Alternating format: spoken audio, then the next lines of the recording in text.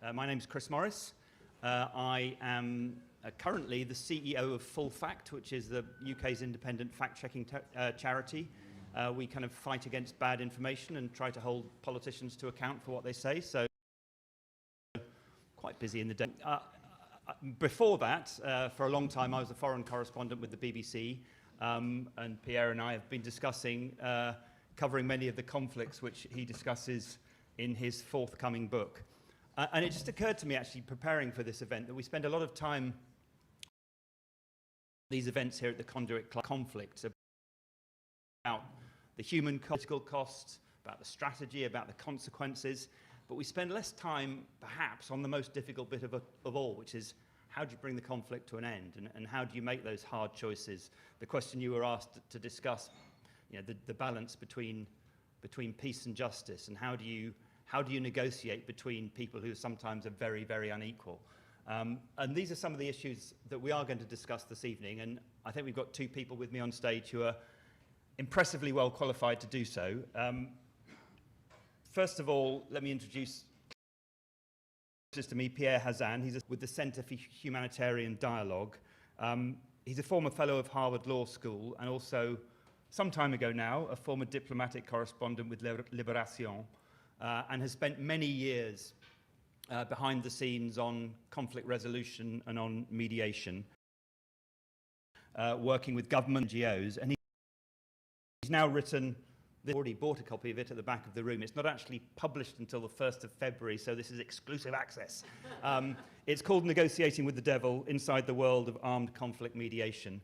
And it's about what Pierre has experienced over many years. Claire Hajaj, who's currently Deputy CEO at Intermediate, which works to end conflicts worldwide.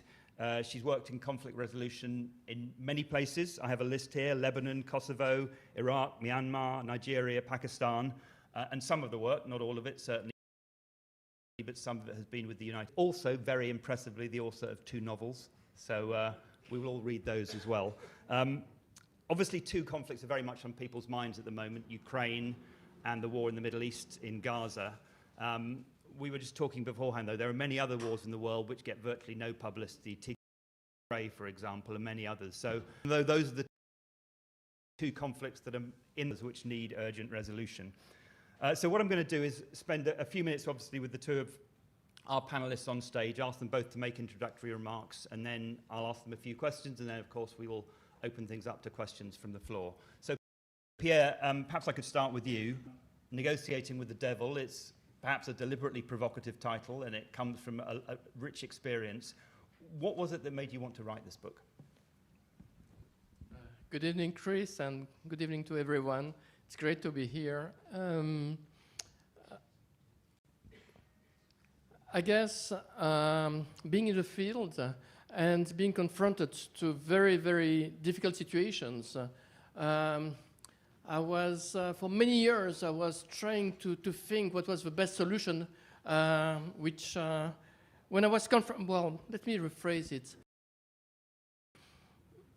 Confronted to very difficult situations, very hard choices, very difficult dilemmas, and you wonder what is the lesser evil, and sometimes you're not sure, and.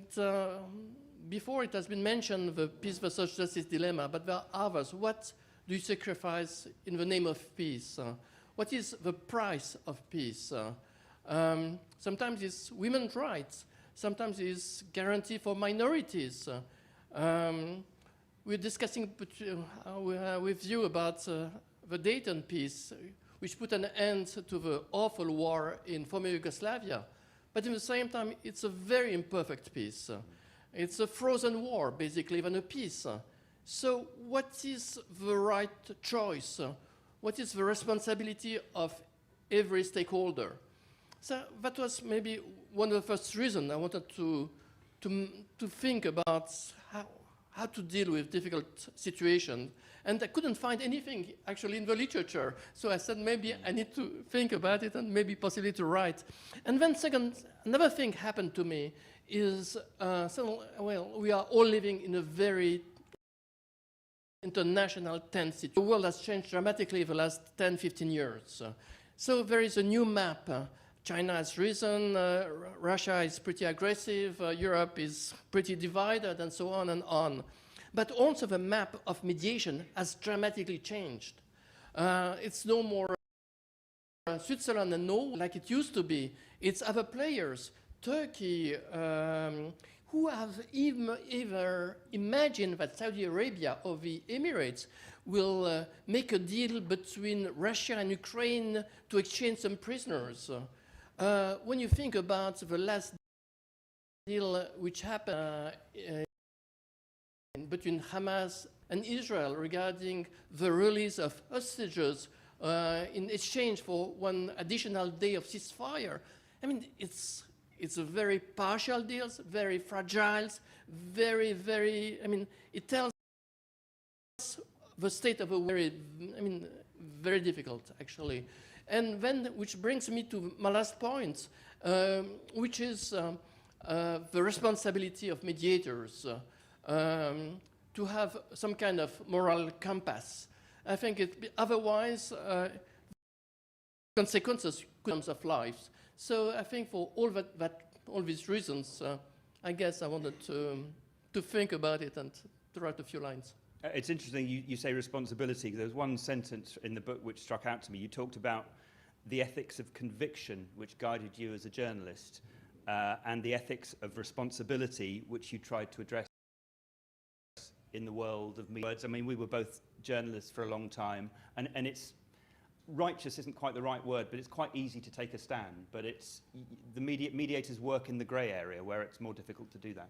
Well, I think for me, my first experience was pretty. As a journalist, it's easy to criticize everyone, to be to have a moral high ground. And suddenly, when you are almost confronted to a kind of sophist choices to decide who is going to live and who is going to die, then well, gray areas. And for me, it was very shocking, actually. And for years and years, I was trying to think what was the right decision, not the right decisions, the way do we handle it, or so. And so you keep thinking about it. So that's why also I wanted to produce. I mean, Claire, welcome, and I believe you've read Pierre's book, and obviously your reflection on the book and from the experience you bring of many years of working in mediation. Well, I mean, I want to thank Pierre for writing the book, and it was, I've said to him already, it was an incredibly uncomfortable read for a mediator. Read because we all, as mediators, have a devil's bargain in our past somewhere.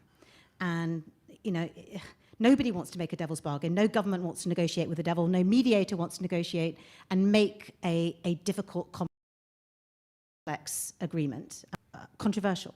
But, you know, when you look around at the world today, and one of the things that your book really outlines is that it feels like there are more devils than there used to be. I mean, we've spent the last 20 years designating devils across the Sahel, across the Middle East, in states that we don't like, of people. I mean, we're actually thinking about designating the Houthis. That's going to be the next people who are designated devils. And there are millions of people living in these conflict zones where devils have been designated. And some of the worst devils are actually not designated, but they're still very much there. And we, as mediators, are sometimes accused, and I spend a lot of time, making the case for negotiations with these devils. And you can be very quickly accused of being the peace at any price people. And one of the things that occurred to me when I was reading your book and thinking about, and it's relevant to the big conflict that's on everybody's mind now, is that sometimes when you choose not to negotiate, you don't want to pay the price.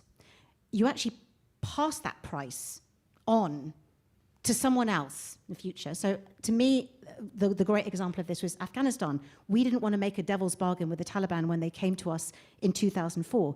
We believed that we had achieved a comprehensive military victory and that we had effectively eradicated, sort of blown away by our own success. We didn't want to pay the price politically. We didn't want to pay the price morally. 1921, August, I was sitting there watching us hand effectively the country back to the Taliban, it was the people of the country that paid that price eventually. And it was really very emblematic. That scene of chaos at the airport, I know that everybody here probably will never forget it. I certainly will never forget it. We worked on the Afghan peace process for 3 years. It was one of the bitterest and saddest moments of my life, watching that happen.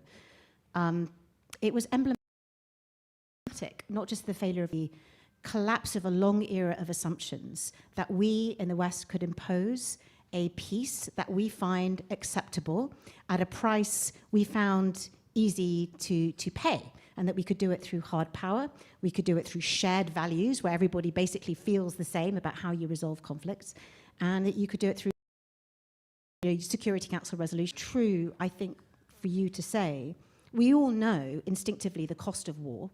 We know what it costs. What's harder to accept is that peace also has a price, and really the question is, how high is too high?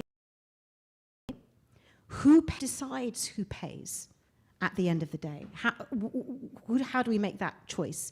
Anybody who will tell you, I think, as a mediator working on all of the conflicts we know, and others that are less famous, from Venezuela to North Korea to South Thailand, where people are regularly dying at a tremendous rate.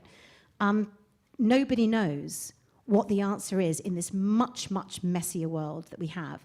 But to me, that there are 4 things that your book made me think about. And I think that they're just maybe guidance for mediation in this much more complicated world. One is not to negotiate sometimes. And your book outlines cases where that is absolutely the right choice. Ukraine is an example in the very early stages of the war when they ended up negotiating on an agenda that was a purely Russian agenda, and they made an agreement they had to very quickly back away from the end. But there are cases where it's not right. But the second, never be an emotional or an ideological decision. You have to have an alternative to negotiations if you're going to reject it. Groups that have political support, as much as they may be human rights violators, cannot just be eradicated. And we see that the Taliban, we've seen it with ISIS in Mosul, who now are just all over the place, and it's a lesson that we refuse to learn. The third thing to say is that we shouldn't make it harder for ourselves and push up the price of peace. All of this designation, all of our devils, they just make it harder, and you make that point very well. We tie, and at the end of the day, where they have support, it's already hard enough. I think in 1919, David Lloyd George said, about the IRA, we will never talk to that murder gang. It took another 80 years for them to conclude the Good Friday Agreement that finally put an end to the conflict.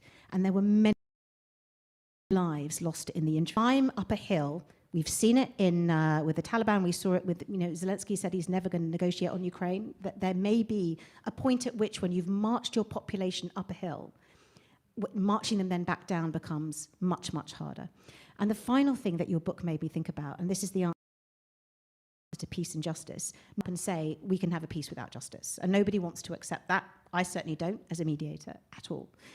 But I think the measure of a peace is not who you negotiate it with, but what it delivers for people ultimately, and if it delivers something fundamental, not just borders, boundaries, but just as the GFA, the Good Catholic identity for Catholics, and Irish identity for Catholics in Northern Ireland. So what it delivers for people rather than who it's negotiated with is a measure. But none of these are simple things. And I entered your book feeling much more disturbed than when I started. Well, thanks for that, Claire. You talk about the long climb up the hill. And obviously, a lot of it is about the destination, what happens, where do you arrive at the end of a mediation. But I'm interested in the beginning of a mediation. A question that Pierre poses in his book, and maybe you could both reflect on this, is to what extent should you remain neutral between an aggressor and the aggressed? And I guess that's partly a question of perception, because who is the aggressor depends on where you're looking at it from. But to what extent can you set aside examples of aggression when you begin?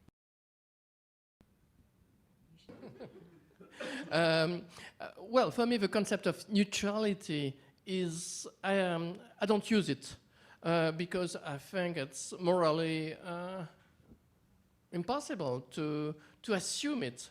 You are confronted with situations where you have people who are violating human rights in such a flagrant way.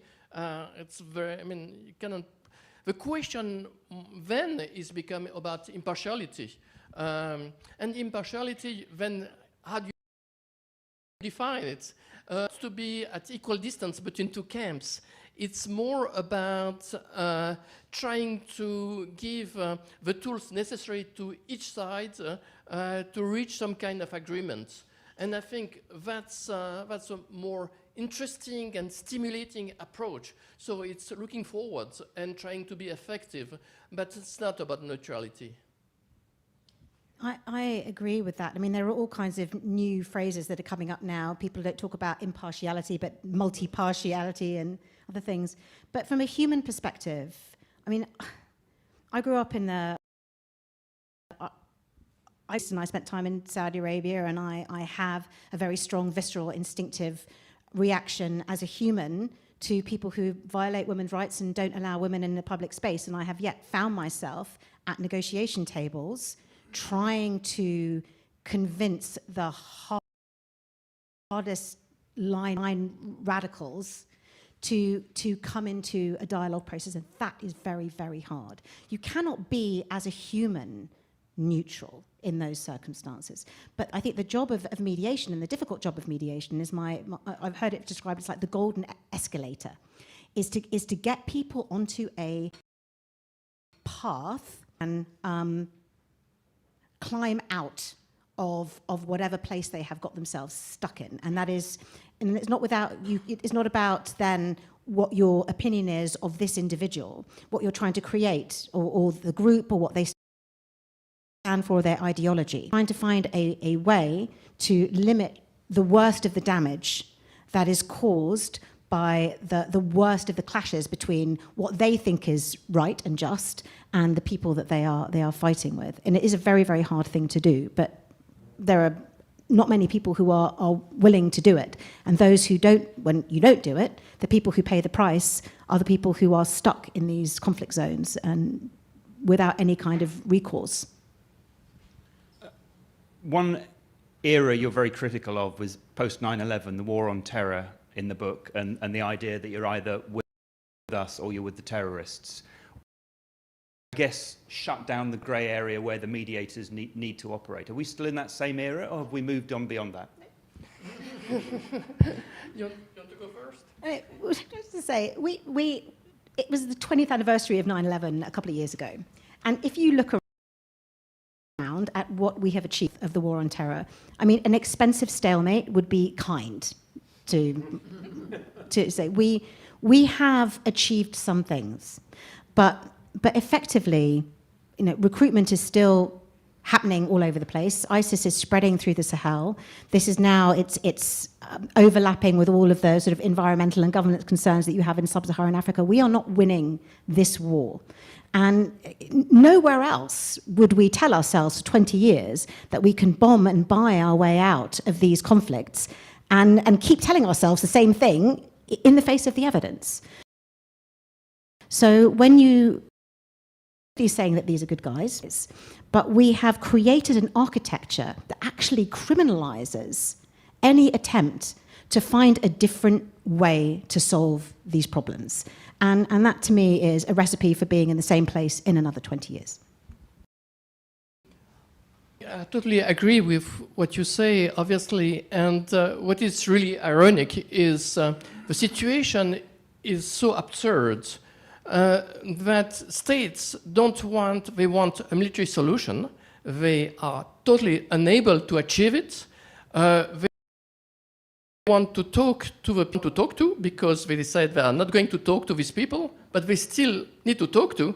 So they are trying to find some kind of solution, and the solution is clear, or other people like organizations like you are working for, which are basically being paid by states to talk to, which are being labeled as terrorists.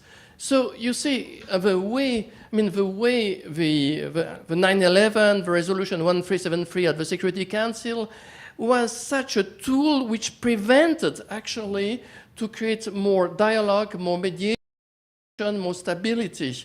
And the fantasy that military solution is going to happen, well, we have seen, it's exactly what Claire was saying. Military solutions failed in Iraq, in Afghanistan, in so many places.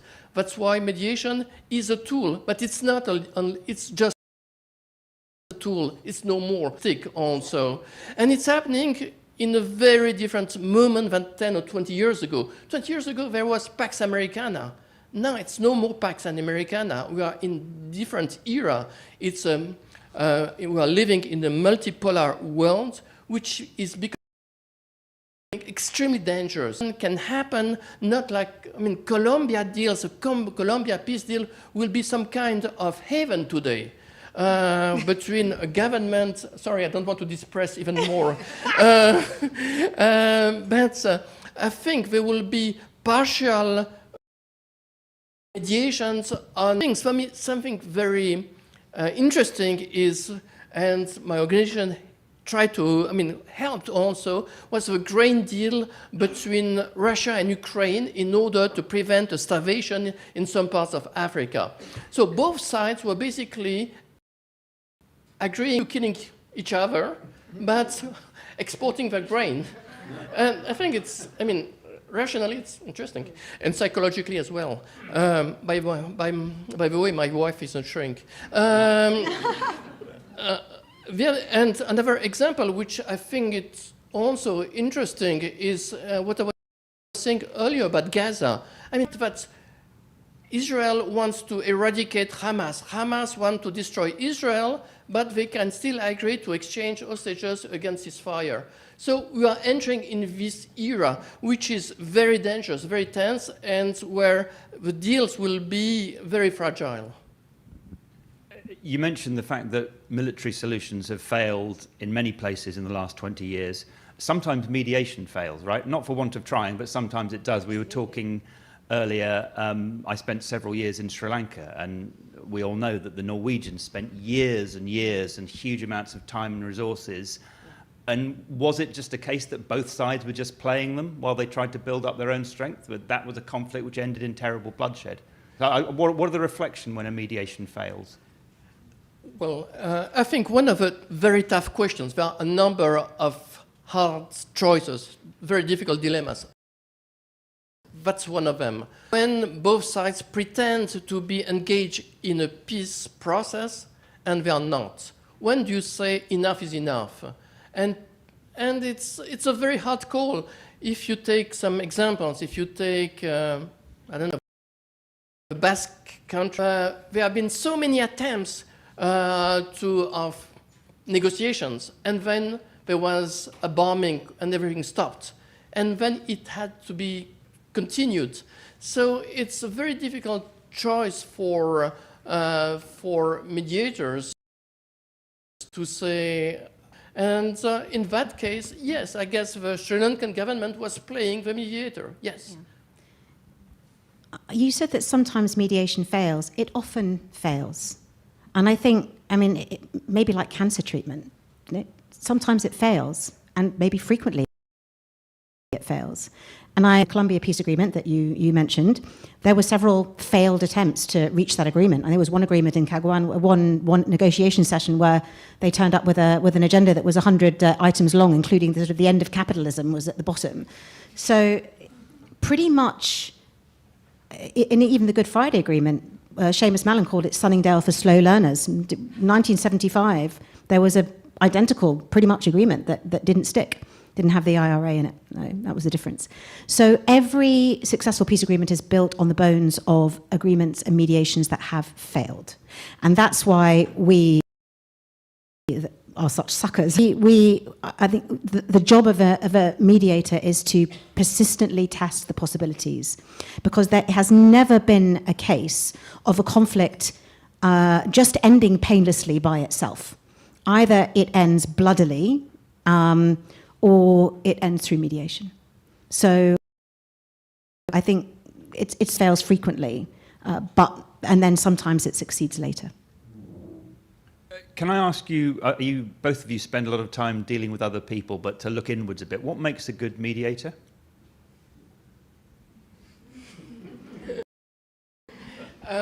I think what is there are 50 shades of mediators according to the situations. So I think mediators need to be adapted to the situation. So one mediator could be very good in one situation and terrible in another one. So you have to play good cop, bad cop sometimes?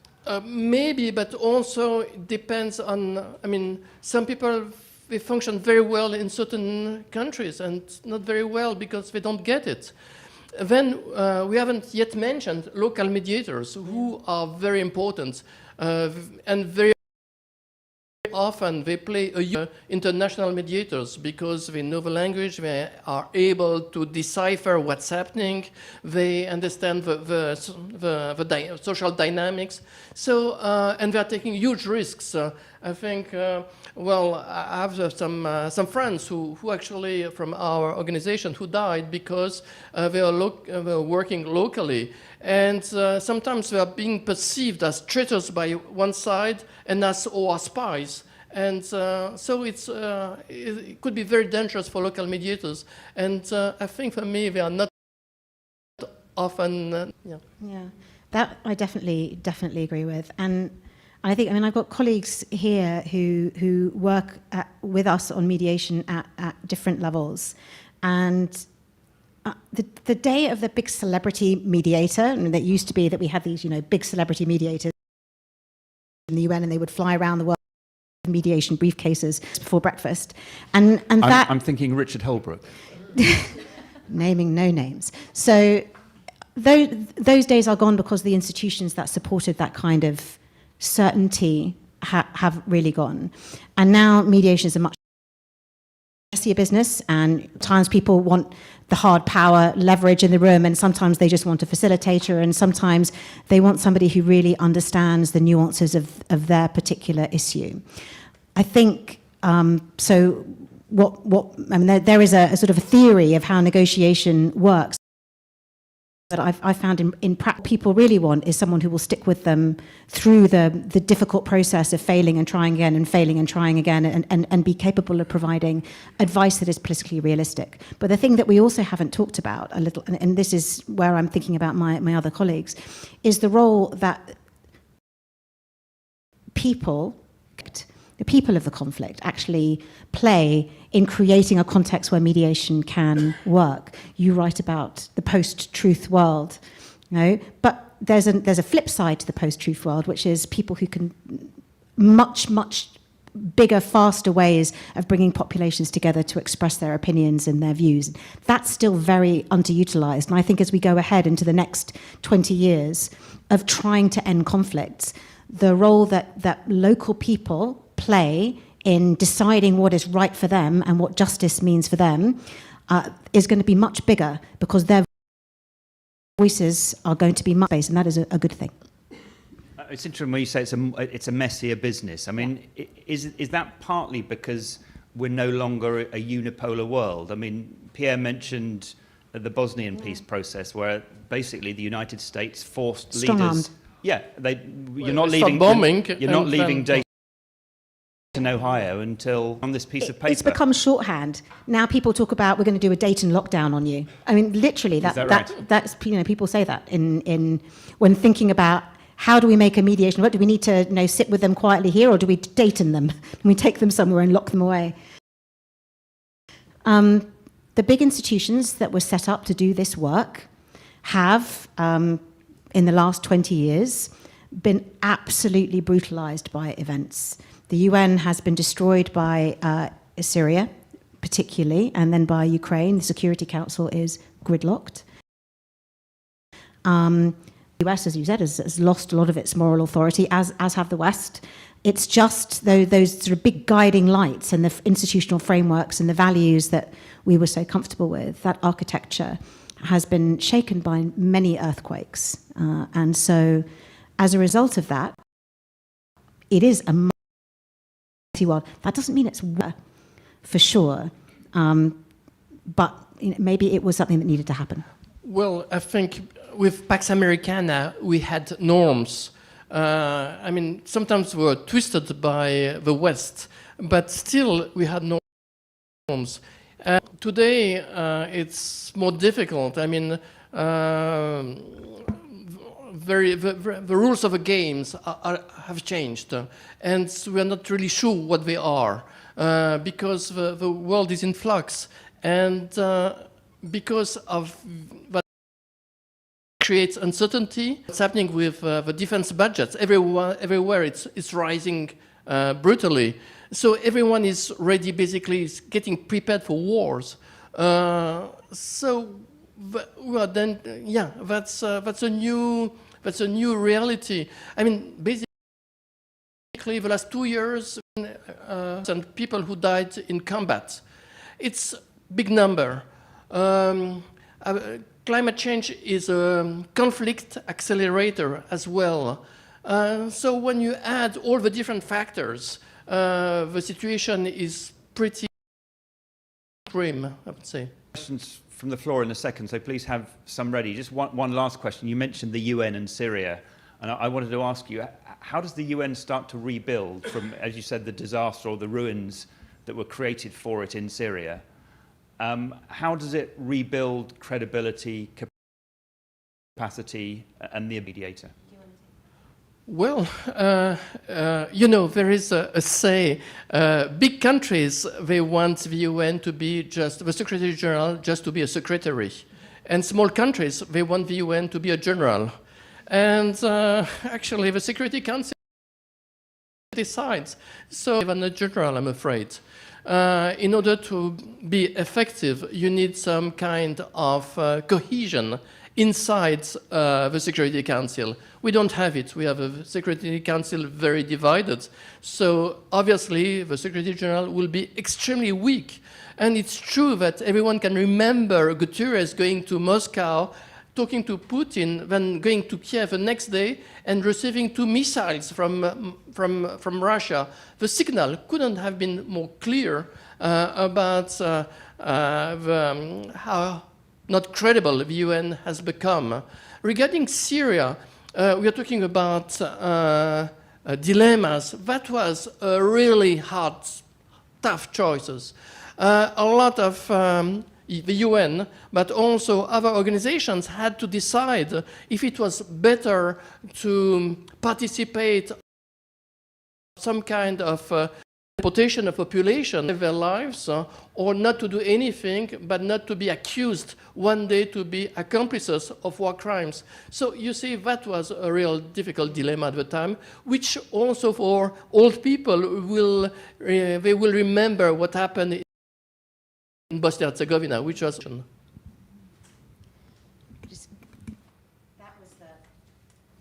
That was the devil's bargain that I was the most ashamed of at the time. As I was living in Lebanon and during the Syria crisis and working with the UN, we were trying to, the UN was trying to broker a besieged town called Madaya, eventually persuaded the Syrian government to allow them to do that in a very, very difficult and complicated mediation that involved Hezbollah and a number of other forces. But what the Syrian government allowed them to deliver in the end was anti-malarial bed nets and a bunch of other health supplies. And I remember the sort of acute, horrible, sick sense of shame when those trucks were opened and people saw what they hadn't got and they were starving. You know, the UN tries to be like a parent in a way, all things. And sometimes it's just impossible. You can't be a forum for international consensus and the upholder of international human rights norms and a humanitarian aid provider of last resort. You cannot be all of those things. The UN needs to decide what it wants to be. It's exactly what happened in Srebrenica, and that's why also this security zone, which was supposed to protect, was not effective. And I guess it's only as powerful or as strong as the leading countries within it allow it to be as well. Questions from the floor. We've got a couple of microphones. Have we got one at the back? Yes, we have. So I'll do the ones at the front. So do you want to do one right at the back there, and then, so we'll do this one. Yes, sir, and then. Great. Hi, it's Paul, and hi, Pierre. Paul from the Conduit. Hello. So I wanted to ask a question about the things that are in mediators' toolboxes in a new multipolar, non-Pax Americana world, because in the times that we were doing this, we always sat with international law tucked into our back pocket and said it imposes a set of obligations on states to prosecute and punish and try and achieve justice. And even though to get it, because of the balance of forces at the time of the mediation, you had that little card in your pocket that you played in order to maximize a just outcome. So international law is eroding. Bad actors are more powerful than they were. But if you're wanting to be an optimist, do you have in your toolbox that you can deploy to try and maximize both durable pieces and just outcomes in this new, messier, less Pax Americana world? I want to take one more question and then you can answer both together. Yeah. Thank you very much. Actually, I have two unrelated questions. You mentioned a change in the mediation landscape with other new actors taking over. Do you think that the method will also change how you approach a mediation? Traditionally, it was very Western, Norway and the usual. With new actors, do you think new method will emerge? And my second question is, I know HD has been doing quite a lot in this, but do you see the role of women at the local level? What is the role that women can play in peace processes?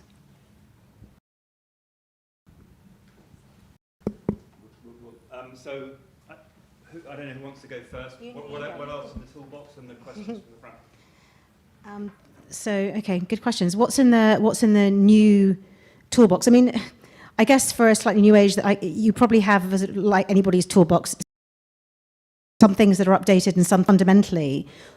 International law is still international law. It still exists. There are still those norms, and I don't think any of us want to just to take them and say, well, you know, this was yesterday's news, and so we don't really care about the Geneva Conventions and International Criminal Court. Those are actually still very imperative sometimes for parties to come to the table or avoid taking certain actions. But I think what we try and do now in this much messier world, and it is very, very hard, is first of all, we found that some of the conflict parties, they don't want money. What they want is somebody to help them build a coalition that makes it safe for them to take the steps that they want to take, where there is something in it for everyone. And 90% of the work the thinking work that we do is sitting down and trying to think, what coalition could you build where everybody sees something in it for them to come out of this appalling situation and find a way to silence the guns. And do it in such a way that you are not fundamentally violating, that it's the good enough piece. And that's a hard call to make, what the good enough, and the measure is, does it deliver something fundamental? Is it just a tactical thing about borders and boundaries? And this goes to the question that somebody who was asking about how things have changed. The new parties that are coming and actually doing an awful lot of brokering for an awful lot of the powers that used to be doing the brokering, they take a much more business-like approach to things, I've found. They take a much more business-like approach. But they are also still fundamentally open to the ideas sometimes of a future in which they carry a more flag as well. It's for all of us, but what they don't want to do is be under the Western flag and do things in the Western way. So part of the job, again, is saying, in this new landscape, how do we create a set of values that we can all stand behind, that still serve people in conflict zones rather than just serve the interests of great powers? I guess hi Paul, it's good to see you after so many years. I guess one of interesting phenomenon for me is in many areas, the local leaders are pretty powerful, but they need to their own constituency, to their own society. And so one of the interesting factor is to be able to listen to the population, to listen to their needs, and to try to make the leaders also understand that to a certain extent try to accommodate the needs of a society with its own personal interest. That's something I found it interesting. I'm thinking about very concretely about the situation in Niger, in the region where Boko Haram is, and there were a lot of different conflicts, and it will be too complicated to explain, but basically what we were able to do is we interviewed 800 people, and we understood that actually the population wanted a number of things which could be made possible with the willingness of a number of actors. So it's also new strategies, I guess, and the fact that accessing more, maybe I will rephrase, a lot of deals in the past have been done by the elite. And you basically, after 5 or 10 years, 50% of the peace agreements fail. And one of the reasons is because it was elite deals. So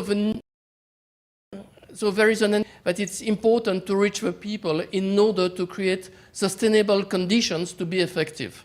And I think that's one factor. About the gender dimension, yes, it's becoming more and more a factor, especially because at the local level, women are very influential. In societies, they play a key role, but not only the women, I would say, who are usually marginalized, but also youth. If, again, I take the same example of Niger, the average age is 15 years old. In Europe, it's more than 40 years old.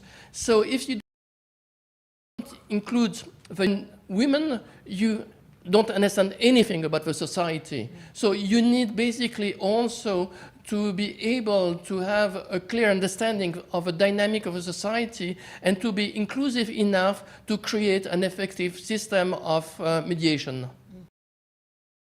And it's the youth who are doing the fight. Youth who are doing the fighting. Yeah, exactly. It's all the kids.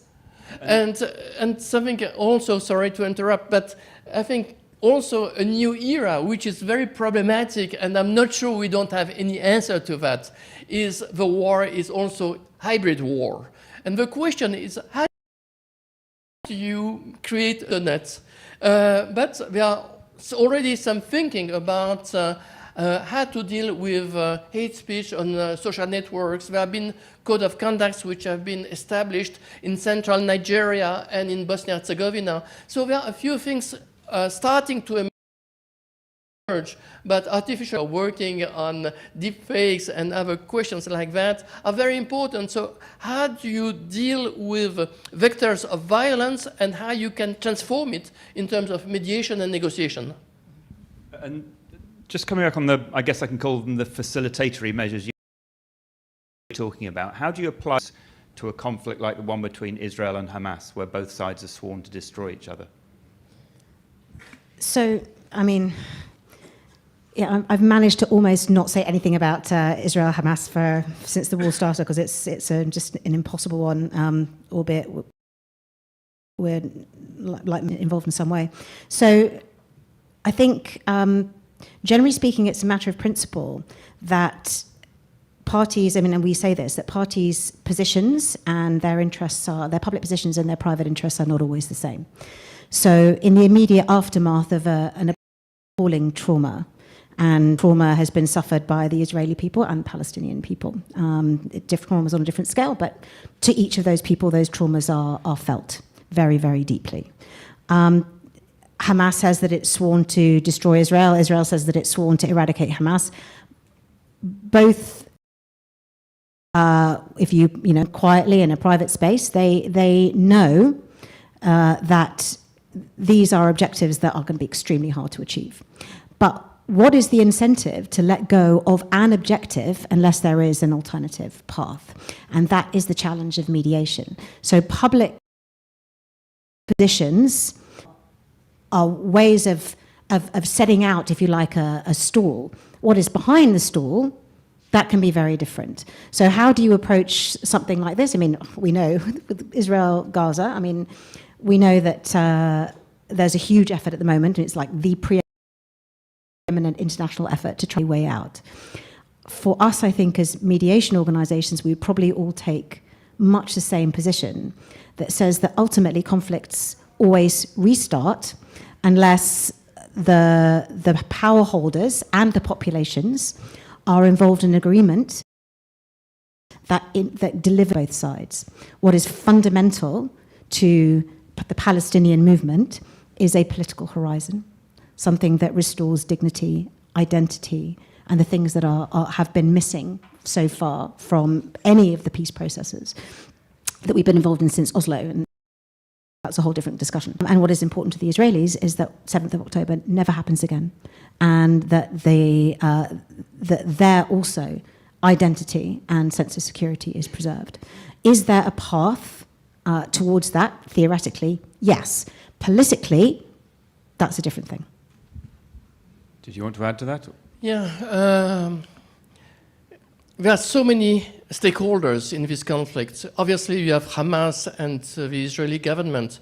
You have a number of other players. What is interesting is not only you have this conflict, but this conflict is also linked with what's happening regionally, and we see and the Hezbollah and what's happening actually in Iraq today. So, and South Lebanon also. So you have a first layer, which is the Israeli-Palestinian conflict. Then you need also to include somehow a regional layer and then an international layer, because all are linked, basically. Obviously, you need some kind of for ceasefire. You need also some kind of vision in terms of which will be the new Palestinian, and obviously a roadmap, but that's, as Claire mentioned, extremely difficult to build.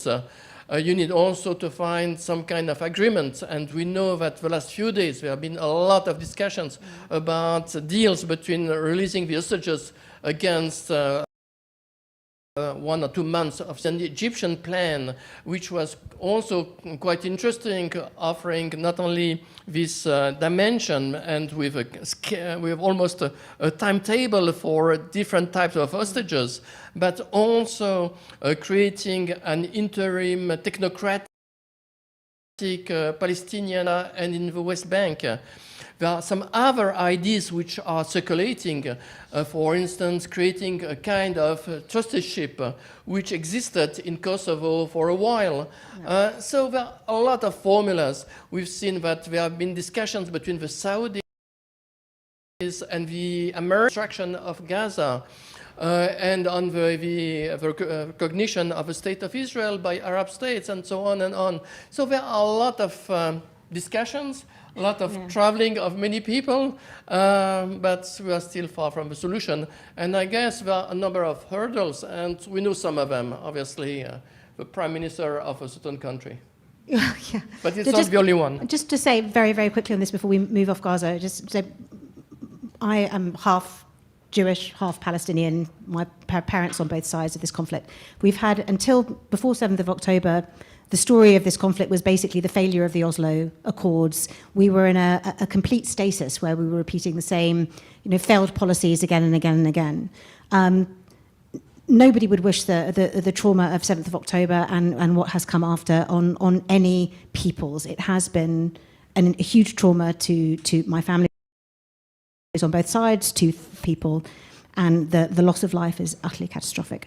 What, though, you can say now is that a dynamic that was very, very frozen is now open in a different way. And people who were previously not looking for solutions, and I would include the Saudis among them, are now very anxiously looking. What is also abundantly clear is, despite the Houthis having their moment in the sun, is that actually nobody really wants a regional war.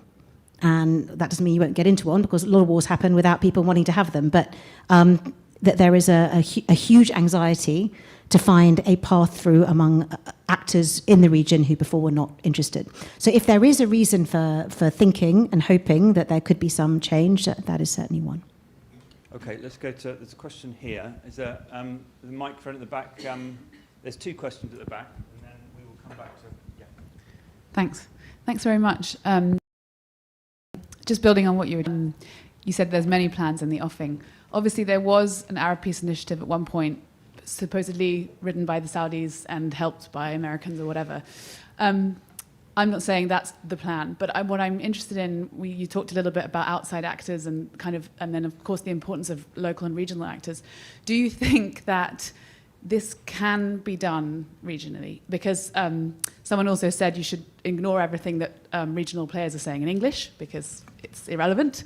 Listen to what they're saying in their own languages. Do you think that given how tense everything is and the fact that they want a way forward, but also given all of their own interests, that a solution can be found through a regional mediator, or is that just going to be too difficult and complex? I'm just interested in your opinion on that because it's one that I'm thinking about. Thanks. We'll just get a couple more questions, so we'll take them in a group. So yeah. Yeah, hi. I've worked on the Sahel for the last number of years. Great to hear Niger mentioned. But my impression is, as we think about different models that are working, that particularly across the Sahel, there's been some real opportunities with where the region has appointed or found regional envoys, special envoys. They may still are part of the elite. There's real potential in terms of their understanding and their ability to build bridges, and yet incredibly poorly resourced. And I sort of have wondered, is there ways that the West or other interested actors could be resourcing better and getting behind those missions in order to chance of progress? I wonder whether you had any thoughts on that or whether you've seen it elsewhere. And there's one other question on there in the back row.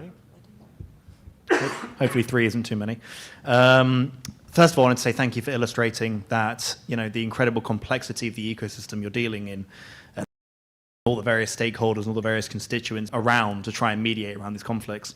I particularly wanted to ask about, kind of coming off the question about international law, about the role of the ICJ and the ICC in all of this, because obviously we have the context of the International Criminal Tribunal of the Yugoslavia and the convictions that resulted from that, but we also certainly the case being brought by South Africa against Israel and the indictment of Putin in the ICC. And I wanted to ask you whether those are complicating factors while they are happening in the course of a conflict, because I think Claire mentioned about the importance of bringing people to the table.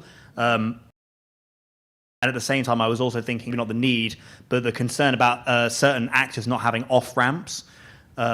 What is I'm not necessarily one way or the other on this, but I would just like your view on where these institutions of international justice fit when they are mediating on these conflicts while they are actually happening before the peace agreement. Okay, should we start with the idea of regional mediation in the Middle East? Vic, you can take all the Gaza ones. I guess what happened already in the past and what's happening today discreetly, more a kind of co-mediation between Qatar, Egypt, the US, and I think it will be more what I imagine, I don't know, but my feeling is that type of model will be replicated. I don't think this can be solved by regional mediation alone, but the region has to play its role, and there is a slightly new regional context. I mean, we don't want to overstate the excitement of the Iran-Saudi deal, but there is a new desire to engage on this. Without the region, what's going to be challenging is that you have regional players who don't work together particularly well, and yet each have their own particular sponsee, if you like, in this conflict. So one of the tricks and one of the challenges is going to be, how do you get the region to work together effectively so that all the people who need to be at the table are at the table, and that's going to be tricky. Okay, then in a much more underreported region, the Sahel, what are the prospects of getting countries that have the resource to create the conditions where regional mediation can flourish? I worked for many years in the Sahel region, and it's a very difficult situation today because we had regime which were coming from basically the colonial era and had, the secular based on basically French Republic, which was not really adapted to the situation of these countries and the culture. Now we have basically three models of societies. We have on the one hand the autocratic system, the Sisi, the Egyptian system like al-Sisi, and then you have a jihadist model, and then you have a military model which is more in favor today. And what's happening is between these three models there is a competition, and basically the Western states have been mostly kicked out, and it's the Russians who are arriving now. It's mostly Wagner which is present in Burkina Faso, in Mali, in Niger, also in Central African Republic. So we see a different thing, the question of at a national level, mediation really being effective. What I would add is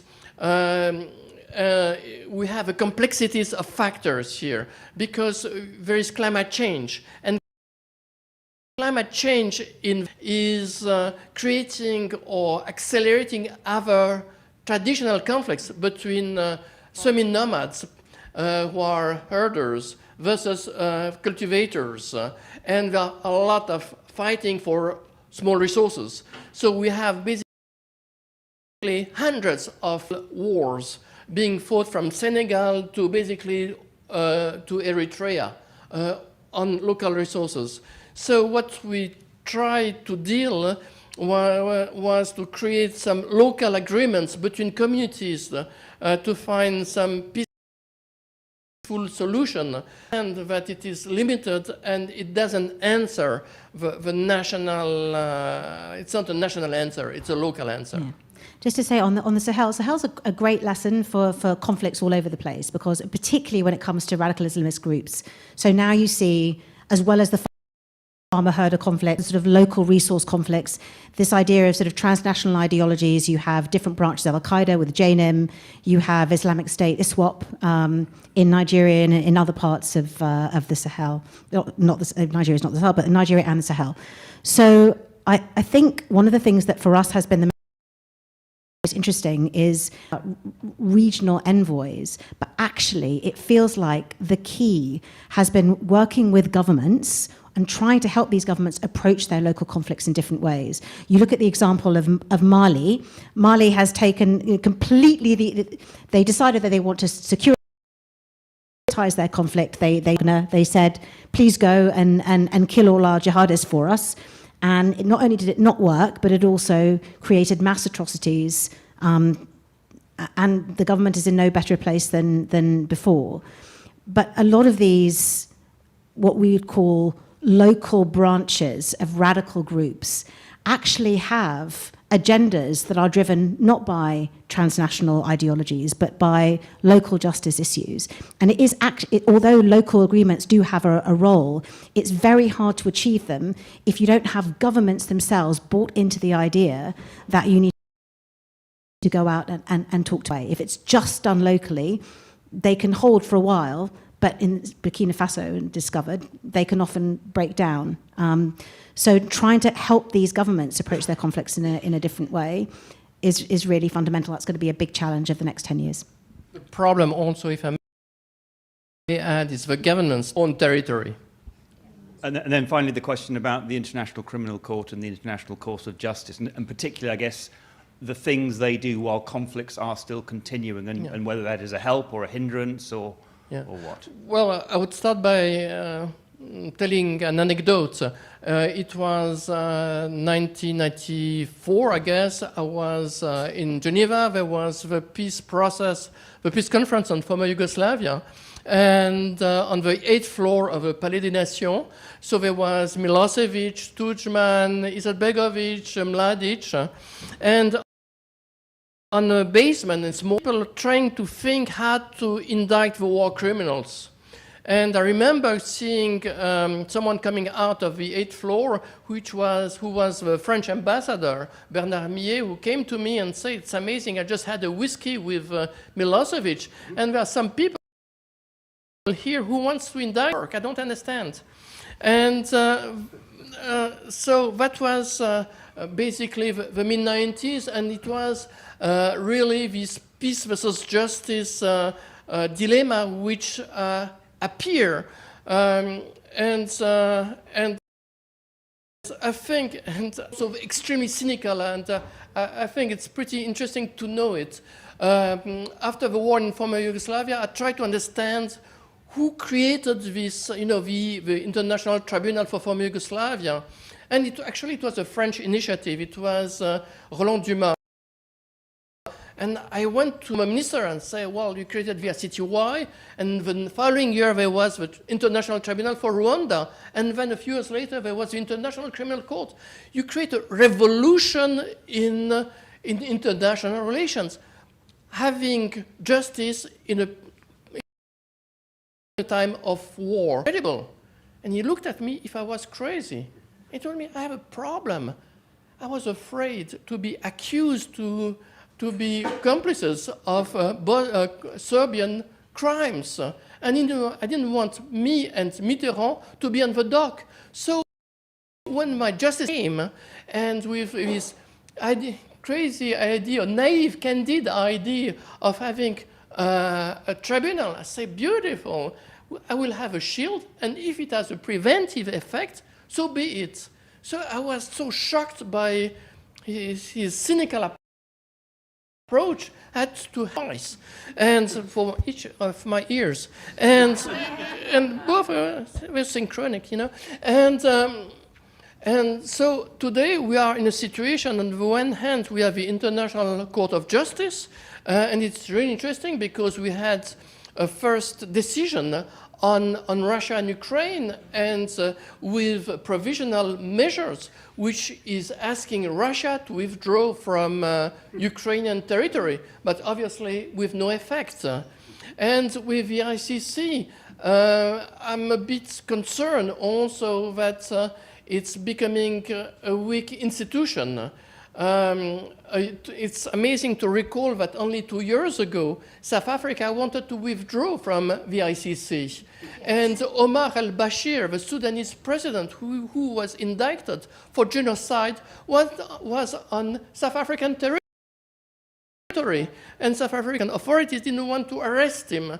So today we are having the moral high ground, and for very good reasons. What's happening for the Palestinians in Gaza is really awful, so I don't fully understand it. But it's also a cynical game.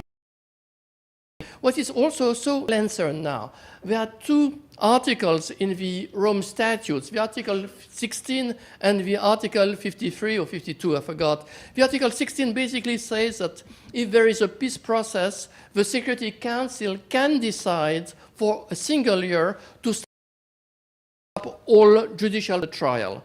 And then there is the other article in which the prosecutor can decide to start forever any judicial process if it is in the interest of the victims. Some flexibility in the peace versus justice tension, and I think it's very good. But it would take a lot for the prosecutor to use this article. Yeah. And Claire, does the threat of international indictments form any kind of deterrent effect? The threat of international indictments once a war has started has no deterrent effect. We have also found that cases at the ICC or the ICJ don't actually stop back-channel dialogue before peace processes happen. People still are willing to engage in that dialogue, but when it comes time to actually taking a quiet back-channel, which is the fundamental underpinning, every peace process you have ever seen has started somewhere quietly outside of the public through it comes time to take those public, then it does become, why would we go into a peace process when there are decisions pending against us? Having said that, I do think it is very, very dangerous for us, even though I completely agree these institutions have become quite challenged. Sometimes they're used for sort of political showboating and really help the institutions actually in their credibility long term. Having said that, it's very dangerous for us to say, no, you must wait for peace before you can make any claim on justice. And I'm thinking about the Syria conflict in particular, and this whole question of universal jurisdiction, which has been an extraordinary thing. Countries have been able to bring cases against Bashar al-Assad, and actually, that's the only justice people have got. And we cannot say legitimately, no, you've got to wait until he's around the negotiating table, and then we will decide whether or not that he stands. It's a dangerous thing for us to do. So yes, it's to factor it in to the process of making peace. It's not ours to arbitrate away. And if I may add, I think it's important during wartime to document war crimes. And when the time is right, then prosecution will happen. Like the Reckoning Project, which is doing that at the moment in Ukraine. Time has ticked on. Room for one more round of questions. There's one here. Are there any at the back? Or anyone over this side that haven't? Let's take one here. Where's the microphone? Hi, Victor Mallet. Yeah, I can see, there's very strong motivation for peace negotiations between Ukraine, or mediation to bring an end to the war. The same with Gaza and Israel. How do you create that kind of motivation to have peace negotiations in a place like Sudan, which is undergoing this incredibly awful conflict people are writing about or thinking about or talking about, and there are millions and millions of Sudanese who are displaced, who are losing their lives, who are running out of food. I mean, it's really an extraordinary conflict, but you can see that there isn't a great deal of international interest in this particular conflict. I mean, are there mediators right now in? Yes. And are they supported by governments? Let's just take two more questions. Sorry. We'll come with Sudan. Hi. I just wondered, when we talk about the environment in which you have to operate in, and we talk about the ICC. I mean, the ICC has been quite a lot of people, quite a lot of countries as a tool of Western power. The ICC in its first decade only indicted African nations. It said it would only take references from the Security Council, which was a green light for America and Britain to, do their jobs in Afghanistan and Iraq without any concern that there would ever be any indictments of anyone there. And they've now, to see the political nature of the ICC, it suddenly unilaterally indicted a member of the Security Council. And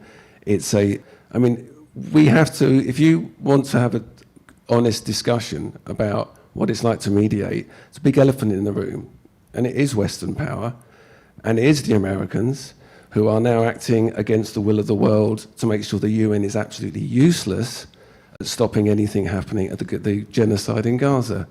I mean, how does it feel to be operating in that kind of environment? Because I think this whole discussion's avoided the big question of, Western hegemony and Pax America. Well, I don't think people in Vietnam, Cambodia, Indonesia, the slaughter, the genocide in Timor, throughout South and Central America, in Africa, the Congo, we're ignoring what the West gets up to here. So how do you operate in that kind of environment? One more. I know there's a couple of other hands, but this has got to be the last one. Yeah. I just wanted to also say thank you for all of your insights this evening, and my question is two-pronged.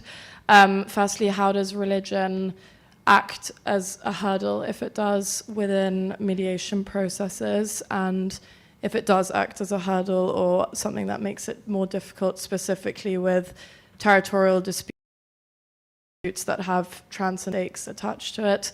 How do you as mediators circumvent sort of the differences between the two parties? Okay, so do you want to start with Sudan and then the world of Western hegemony? I don't think we've avoided any questions. I think the questions they've been posed, but it's a fair question. And then the third question there. Claire, do you want to go first? Sure. Look, I mean, Sudan, I hear you, but I mean, having said that, it does feel like Sudan is just crawling with would-be brokers. I mean, there are some mediators and there are some brokers, and that's a completely different thing. But yeah, Sudan is a conflict that so many people want to solve in a way that's right for them. And that is the problem with Sudan at the moment. It's almost got too many people involved. It's not hitting the international headlines, but it's of critical interest to countries from the UK to the Emiratis to the Saudis who just quite work. The Egyptians, I mean, it's like Libya plus. So there's Libya, but more so. But it is true to say, I think another point that you're making, which is a very fair point, is there are a lot of conflicts around the world where many, many people die in very large numbers, where just nobody really cares on. And then it becomes very difficult. One of the things that we find as mediation organizations is you go to a government and you say, hey, can you support us to work in this conflict? And they say, not really that one, but hey, what about Israel-Gaza? When everybody else is obsessed with the conflict du jour. And that is a fundamental problem with the way that we approach peace. It's only the peace that we happen to be interested in today, and then tomorrow we're interested in a different peace, and that's not how peace is made. So that is a big problem. When it comes to the West, I agree. We're shitty, and we have done terrible, terrible things in the West. And we're not the only ones. We're in a world that is things to each other everywhere. Now, it so happens that the West has been the arbitrator of these big international systems, and those systems have been are now falling is maybe an exaggeration, but they're really struggling. And to a certain extent for the West, some of the chickens are coming home to roost. Not probably in the way that you would still a real reality. We have to now look as, I mean, I'm a British citizen, and the UK has got its own conscience issues to grapple with in the way that it's dealt with conflicts around the world. But we have to now look at a world where there are different powers, and those powers are not angels either. And how do we create a space where it's still possible to broker a peace that is fair and does stop death and suffering on large scales in a world where there isn't only one big guy in the room, but quite a few big guys in the room with very sharp elbows and a different view of what a fair peace. When it comes to religion, I just want to say, when it comes to mediation, I think people have fundamental values and interests. Religion is just one of those. It doesn't really matter if you're a Catholic or even a radical Islamist, or there are issues, are what we would call sort of core values that we feel are red lines that we cannot compromise. And in every conflict, you run up against those. And that is why we have said sort of again and again, you can make and create the climate for peace by bringing communities together and helping them see each other as human. But ultimately, you also need political agreements, deal with the hard issues of borders and boundaries, but also those fundamental values that people can feel are acknowledged and recognized. They can see them in that agreement. And if they can't see them in that agreement, and if what is promised in an agreement is not implemented, then that agreement will fall. And that is the reason so many agreements fail, because fundamental values. But it's not just a religion. Follow that, Pierre. What can I say? The last word is yours. Sudan, no, I totally agree with you. There are too many players who are trying to mediate and they are neutralizing each other and not helping at all. There is a competition between, it's like almost a market today, and there is unfair competition which is not effective at all. And there are a number of other players, sometimes pretty much the same also who pretend to mediate, who are delivering weapons to the RSF or the army. Well, that's the first point. The second question, yes, again, the West and other countries have done terrible things. The US, in the 90s, they were supporting the UN. The UN was effective in the 90s because basically it was the vehicle of the US. So it's that's a bit different. And regarding the ICC, well, it was, don't forget that during the 90s and the 2000s, what happened is the Americans launched a very intense campaign to boycott and to kill the ICC. So the ICC was very much a European, possibly an African court at the very beginning, even if it has, a lot of people has lost any trust in it. Regarding religion, religion is part of culture, and both of them are drivers to dehumanize your enemy. So they are being used and abused. The question, but they are sometimes you can use it for the worst, but you can use it for the best. And obviously we have seen in many situations attempts or initiatives in using culture and religion in a good way. And it's interesting that we'll have a lot of reservation about the Rwandese government, but Gacaca in itself as a tool is an interesting tool. And so, yes, culture and religion could be interesting tools. Listen, I'm sure there are many other things we could talk about, but we have run out of time. If you want to buy a copy of Pierre's book, you can do that at the back of the room. And if you ask him nicely, I'm sure he'll sign it for you. If you want to find out about any more events at the Conduit Club, there are also people from the Conduit at the back of the room to talk to. But thank you very much for coming, and please show your appreciation for both our panelists.